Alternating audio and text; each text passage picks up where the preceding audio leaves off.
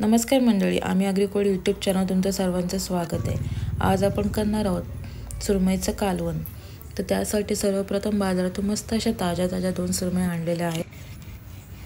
सुरमई cut करत असताना सुरमईचा जो डोक्याचा भाग आहे तो पहिले काढण्यात आलेला आहे। त्यानंतर सुरमईच्या ज्या पोटातील जी घाण आहे ती काढली आहे आणि इथे मी क्रॉस कट करत आहे। तुम्ही तुमच्या आवडीनुसार सरळ कट सुद्धा करू शकता।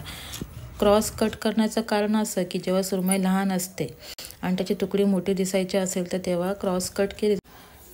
सुरमई एक कट करून झालेली आहे। आता दुसरी सुरमई सुद्धा त्याच पद्धतीने कट करत आहोत। सुरमईचं या कालवण आणि फ्राय दोन्ही केलं जाणार आहे, पण सुरमईचं आज फक्त कालवणच करणार आहोत। फ्राय सुद्धा करणार आहोत, पण फ्रायची व्हिडिओ लवकरच अपलोड केली जाणार आहे। तुम्ही पाहू शकता सुरमई कट करून झालेली आहे। आता सुरमईचा डोक्याकडचा भाग कट करत असताना जे तोंडाकडचा भाग आहे सुरमईचा ते थोडंसं कट केलेलं आहे आणि सुरमईच्या डोक्याचे 2 भाग केलेले आहेत। आजूबाजूचे कल्ले काढून घेऊया आणि सुरमईचा डोक्याचा काढून नक्की ट्राय करून पहा, कारण सुरमईचा डोक्याचा जो हाड असतो तो जास्त कडक नसतो, मऊसूत असतो, त्यामुळे तो खायला भरपूर छान लागतो। तर सुरमईचा डोक्याचं कालवण एकदा नक्की ट्राय करून पहा आणि कमेंटमध्ये सांगा। मच्छी कट करून झालेली आहे। आता 2-3 वेळा स्वच्छ असं पाण्यामध्ये धुवून घेऊया, जेणेकरून काही घाण असेल ती घाण निघून जाईल। कालवणासाठी हिरव्या वाटणाचा वापर करत आहे। तर 1 वाटी ओला नारळ घेतला आहे, थोडंसं आलं, 2 हिरव्या मिरच्या आणि भरपूर अशी कोथिंबीर, कारण हिरवं वाटण आहे त्यामुळं कोथिंबीर जरा जास्त घेतली आहे। तुम्ही तुमच्या आवडीनुसार कमी जास्त घेऊ शकता। पाट्यावर असं मस्त असं वाटण करून घेऊया। यामध्ये तुम्ही काळं वाटण सुद्धा टाकू शकता, काळं वाटण सुद्धा छान होतं, पण इथे मी हिरव्या वाटणाचा वापर केलेला आहे। पाट्यावर असं मस्त असं जाडसर वाटण तयार आहे आपलं, ते एका प्लेटमध्ये काढून घेऊया। चुलीवर एक पातेलं ठेवलं आहे।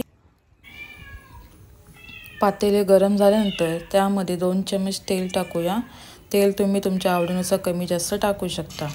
तेल गरम झाल्यानंतर त्यामध्ये वाटून घेतलेले लसूण टाकूया। साधारण 10 ते 15 पाकळ्या घेतलेल्या आहेत। लसूण जरा जास्त टाकायचं, जेणेकरून मच्छीला चव चांगली येते।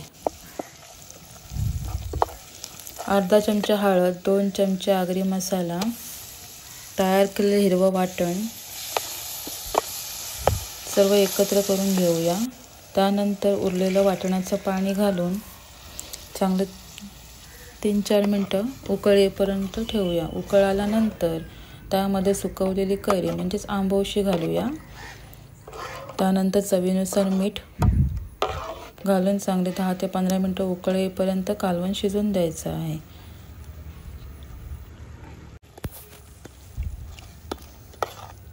दहा ते 15 मिनटं झालेले आहे।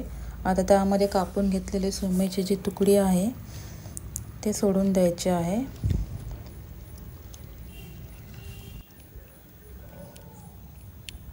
कालवणामध्ये जास्त रस्सा केलेला नाही, थोडी ग्रेव्ही टाईपच केलेला आहे, थोडं जाडसर असं। तुम्ही तुमच्या आवडीनुसार रस्सा करू शकता किंवा ग्रेव्ही करू शकता। इथे सर्व मिक्स करून झालेलं आहे। त्यानंतर त्यावर ढाकण ठेवून 15 ते 20 मिनटं कालवण शिजवून द्यायचं आहे। 15 ते 20 मिनटं झालेले आहे। आता त्यावरचं ढाकण काढून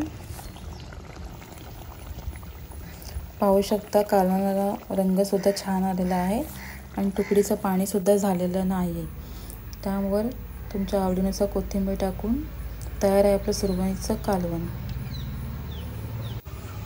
रेसिपी आवडल्यास लाईक करा, शेअर करा आणि चॅनलवर नवीन असाल तर सबस्क्राईब करायला विसरू नका। थँक्यू।